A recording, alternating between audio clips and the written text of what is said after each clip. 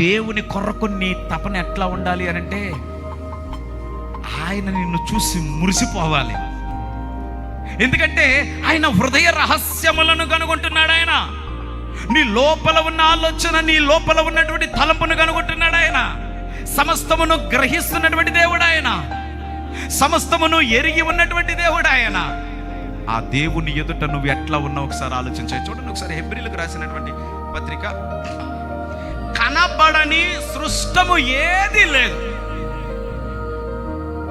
మనమెవనికి లెక్క యొప్ప చెప్పవలసి ఉన్నదో ఆ దేవుని కన్నులకు సమస్తమును మరుగులేక తేటగా ఉన్నది. స్తోత్రం చెప్దాం. హల్లెలూయా. ఎవరికట మనము ఎవరికి లెక్క అప్ప చెప్పవలసి ఉన్నదో, ఈ మాట పట్టుకోండి. మనము ఎవరికి లెక్క అప్ప చెప్పవలసి ఉన్నదో ఆ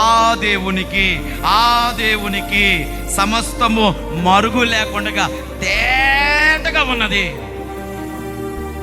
ఆ దేవునికి మనం ఏం చేయాలట చెప్పండి? ఆ దేవునికి ఏం చేయాలట? మనం ఏమప్ చెప్పాలా?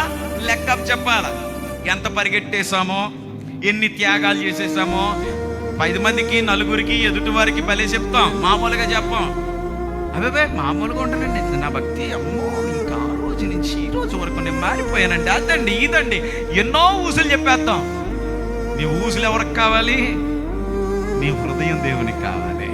ఊసులు చెప్పడం కాదు దేవునికి కావాల్సింది, మాటలు చెప్పడం కాదు దేవునికి కావాల్సింది, గొప్పలు చెప్పడం కాదు దేవునికి కావాల్సింది. ఏం కావాలా? నీ హృదయాన్ని ఆయన పరిశీలన చేస్తున్నాడు.